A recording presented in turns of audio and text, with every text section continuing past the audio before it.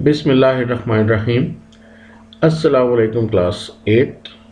आज हम एक्सरसाइज 1.2 का लास्ट क्वेश्चन देखेंगे जो कि है डिमॉर्गन्स लॉज के मुतालिक। डिमॉर्गन एक मैथमेटिशियन था जिसने सेट्स के बारे में दो लॉज पेश किए।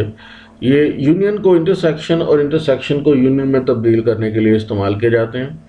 उनकी दो सेट्स के ऊपर लगने वाली शक्ल हमने यहाँ पे क्लास 8 में पढ़नी है और उसके जो दो मुख्तलिफ जो लॉज है, पहला एक यूनियन को इंटरसेक्शन में चेंज करने वाला, वो ये नंबर 1 पे आपको लिखा नज़र आ रहा होगा। ये है कि ए यूनियन बी, इसका कम्प्लीमेंट इक्वल होता है A complement intersection B complement के। और दूसरा लॉ है कि A intersection B complement equal होता है A complement union B complement के। तो हम पहले इसका नंबर 1 जो पार्ट है वो देखते हैं, जो कि है A union B complement is equal to A complement intersection B complement. हमारे पास क्वेश्चन नंबर 5 में सेट्स दिए हुए हैं। यू यूनिवर्सल सेट हमें दिया हुआ है नेचुरल नंबर n। ए हमारा सेट जो है वो एम्प्टी सेट है 5 और बी सेट जो हमारा है वो प्राइम नंबर पर मुश्तमिल है p। तो इसके हम एलिमेंट्स को लेके करेंगे। वैसे इसको एलिमेंट्स के बगैर भी सॉल्व किया जा सकता है, लेकिन हम इसको ज़्यादा बेहतर है कि एलिमेंट्स लेके करें, तो वही हम करेंगे। देखिए, पहले आप ये डिमॉर्गन जो लॉ हमने प्रूव करना है या वेरीफाई करना है, इसको लिख लें। वो हमारे पास है A union B complement is equal to A complement intersection B complement. इसकी लेफ्ट हैंड साइड ले लेते हैं। लेफ्ट हैंड साइड है इसकी ए यूनियन बी और फिर उसके ऊपर कम्प्लीमेंट। तो पहले हमारा काम है ए और बी का यूनियन लेना, लेकिन उससे भी पहले आप अपने इन तीनों सेट्स को खोल कर लिख लें। इनके एलिमेंट्स को जो है वो लिख लें टेबुलर फॉर्म में। तो यू हमारा नेचुरल नंबर्स का सेट है जो कि हमें मालूम है क्या होता है, 1 2 3 चलता जाता है। ए हमारा एम्प्टी सेट है, उसमें कुछ भी नहीं है। जबकि बी हमारे पास प्राइम नंबर्स का सेट है जो कि 2 3 5 7 11 13 किसी भी के टेबल में ना आने वाले नंबर जो हैं वो हमारे पास है। तो अब हम आते हैं सवाल की तरफ। तो पहले हम ए और बी का यूनियन करेंगे और अगले स्टेप में हम उसका कम्प्लीमेंट लेंगे। तो पहले हम करते हैं ए यूनियन बी।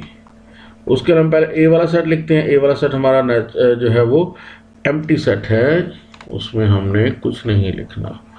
ए वाला सेट है एम्प्टी सेट। इसके साथ मिला लेना है, इसके साथ यूनियन ले लेना है बी वाले सेट का जो कि हमारे पास है 2 3 5 7 एंड सो ऑन। जब आप इन दोनों को मिलाओगे तो जाहिर है जो दूसरा सेट है इसी के सारे एलिमेंट आपके पास आंसर में आ जाएंगे। मतलब आपका आंसर आ जाएगा 2 3 5 7 सो ऑन। आपने इन दोनों के सेट्स के एलिमेंट्स को मिला दिया। पहले में तो एलिमेंट है ही नहीं, तो फिर दूसरे के सारे हमारे पास आंसर में आ जाएंगे। अब अगला स्टेप है ए यूनियन बी तो फाइंड हो गया। अब ए यूनियन बी का कम्प्लीमेंट फाइंड करो। जब भी किसी सेट का कम्प्लीमेंट लेना हो तो हम क्या करते हैं, हम जैसा में पढ़ चुके हैं कि हम उस सेट को यू में से माइनस कर देते हैं। तो ए यूनियन बी का कम्प्लीमेंट कैसे लिया जाएगा, यू में से ए यूनियन बी को माइनस करके। तो हमने क्या फाइंड करना है, U minus A union B. तो भाई लिखें यू वाला सेट। यू वाला सेट कौन सा था, नेचुरल नंबर से सारे के सारे, वो लिखें 1 2 3 4 5 6 चलते जाएंगे। अब माइनस कर दें उसमें से जो आपने ए यूनियन बी फाइंड किया हुआ है। क्या था यूनियन बी, ये फाइंड हुआ हमारा। अब ये वाला लिखते हैं उसके आगे, वो है 2 3 5 7 सो ऑन। चलो जी, तो क्या आंसर आएगा हमारे पास। अब याद है ना, माइनस में क्या करते हैं, पहले वाले के वो लिखते हैं जो दूसरे में ना हो। पहले में 1 है पर पहले में जो है वो दूसरे में वो नहीं है, लिहाजा हम आंसर में 1 लिख लेंगे। पहले में 2 है, दूसरे में भी 2 है, वो नहीं लिखेंगे। पहले में 2 के बाद आता है 3 पर दूसरे में 3 है, वो भी छोड़ना पड़ेगा। 3 के बाद पहले वाले में चूँकि सारी काउंटिंग है तो 4 आ जाएगा, पर दूसरे में 4 नहीं है, वो लिख लो। 4 के बाद पहले वाले में 5 है, पर वो तो दूसरे में भी है, छोड़ना पड़ेगा। फिर 4 के बाद पहले 5 के बाद पहले वाले में आता है 6, पर वो दूसरे में नहीं होगा। 7 वो दूसरे में भी है, छोड़ दें। 7 के बाद आ जाना 8, पर वो दूसरे में नहीं आना। याद है ना, दूसरे में वो आने हैं जो कि किसी के टेबल पे नहीं आते। तो 1 4 6 8, इसके बाद पहले वाले में आएगा 9, पर दूसरे में 9 भी नहीं होगा। क्यों? क्योंकि 9 3 से डिवाइड होता है, इसलिए 9 प्राइम नंबर नहीं है, लिहाजा 9 दूसरे सेट में नहीं आएगा। तो आपके आंसर में अलबत्ता आ जाएगा। क्यों? हम यहाँ पे वो लिख रहे हैं जो ये वाला सेट है ना, काउंटिंग वाला, इसमें तो हैं पर ये प्राइम नंबर वाले सेट में नहीं है। तो भाई आ जाएंगे 1 4 6 8 9 10 12, चलते जाएंगे इस तरह से। ये हमारी आ गई लेफ्ट हैंड साइड। अब हम चलते हैं राइट हैंड साइड तरफ। राइट हैंड साइड हमारी क्या है? A complement intersection B complement. Left hand side हमारी हो गई। अब हम राइट हैंड साइड फाइंड करते हैं, जो कि हमारे पास है A complement intersection B complement. तो अब हमें पहले ए और बी के कंप्लीमेंट लेने हैं अलग अलग, और दोनों के आंसर्स का फिर हम कर लेंगे इंटरसेक्शन। कैसे करेंगे भाई? पहले हम ए का कंप्लीमेंट लेते हैं। क्या बताया था मैंने? जब किसी सेट का कंप्लीमेंट लेना हो तो क्या करते हैं? उसको यू में से माइनस करते हैं। तो ए कंप्लीमेंट क्या हो जाएगा? Universal set minus A, U minus A. चलो जी, यू वाला सेट लिखो, वो सारे की सारी काउंटिंग थी भाई। और ए वाला सेट लिखो, वो तो है ही एम्प्टी, उसमें है ही कुछ नहीं। तो अब आंसर में क्या लिखोगे? पहले वाले के वो जो दूसरे में नहीं है। पहले में 1 है, दूसरे में नहीं है। पहले में 2 है, दूसरे में नहीं है। पहले में 3 है, पहले में 1 से सारी काउंटिंग है, दूसरे में कुछ भी नहीं है, लिहाजा पहले वाले सारे के सारे आंसर में आ जाएंगे। समझ आई? कंप्लीमेंट में पहले क्या करना है? यूनिवर्सल सेट में से दूसरे सेट को माइनस करना होता है, और माइनस में क्या करते हैं? पहले वाले के वो लिखते हैं जो दूसरे में ना हो, लिहाजा हमारे पास ये सारे के सारे एलिमेंट्स आ जाएंगे। अब दूसरी तरफ हमें बी का भी कंप्लीमेंट फाइंड करना है। बी का कंप्लीमेंट फाइंड करने के लिए आप u में से b को माइनस करते हो। चले करें फिर। b complement is equal to u minus b। तो पहले यूनिवर्सल सेट लिखें 1 2 3 सो ऑन, ये चलता जाता है। अब इसमें से माइनस कर दें b वाला सेट। b वाला सेट क्या था? वो प्राइम नंबर थे, किसी से पे ना कटने वाले, किसी दूसरे से ना कटने वाले। 2 3 5 7 11 13 17 सो ऑन, चलते जाते हैं। चलो जी, निकालो इन दोनों में से।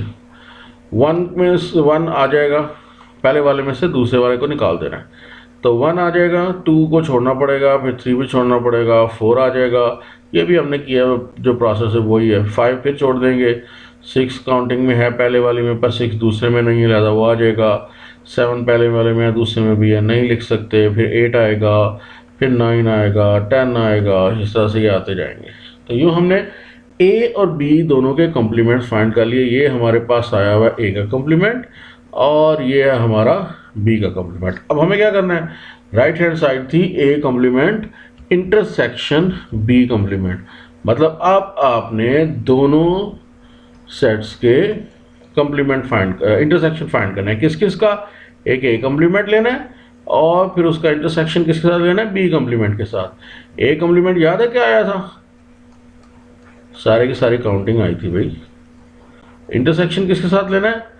ये जो भी बी कम्प्लीमेंट निकाला है ऊपर, 1 4 6 8 9 10, जो कटने वाले हैं, बाकी सारे वो नंबर आते जाएंगे। अब इन दोनों में कॉमन जो है वो निकाल लो। 1 दोनों में है, बिल्कुल है, तो आप इसमें आंसर में 1 को शामिल कर लोगे। उसके बाद 2 दोनों में है भाई, नहीं है दूसरे में है ही नहीं। 2 3 दोनों में है, दूसरे में 3 नहीं है। 4 दोनों में है, 1 शामिल हो गया। उसके बाद 4 दोनों में है, बिल्कुल 4 दोनों में है, वो लिख लो। 5 दोनों में है, नहीं दूसरे में नहीं है। 6 दोनों में है, 6 दोनों में है। 7 दोनों में नहीं है, 8 दोनों में है, 9 दोनों में है। इस तरह से ये जो दूसरे वाले के सारे आ जाएंगे। तो आपके पास आंसर आ जाएगा ये आंसर है आपकी राइट हैंड साइड का। अब ज़रा चेक करें लेफ्ट का आंसर क्या था। ये आंसर याद रखें, 1 4 6 8 9 सो ऑन। और ये देखें लेफ्ट हैंड साइड का आंसर क्या है। ये हमारे पास लेफ्ट हैंड साइड का आंसर ये देख सकते हो। ये भी क्या है, 1 4 6 8 9। तो भाई A intersection A union B का कम्प्लीमेंट लिया तो आंसर आया 1 4 6 8 9। और जब हमने ए कम्प्लीमेंट और बी कम्प्लीमेंट का इंटरसेक्शन लिया तब भी आंसर आया 1 4 6 8 9। इसका मतलब हुआ कि जो हमारा लेफ्ट और राइट साइड थी उन दोनों को सॉल्व करके सेम आंसर आया,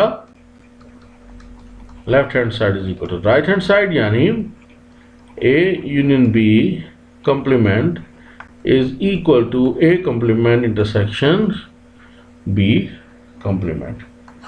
तो भाई ये था हमारा डी मॉर्गन का एक लॉ, और डी मॉर्गन का दूसरा लॉ मैं आपके लिए छोड़े जा रहा हूँ।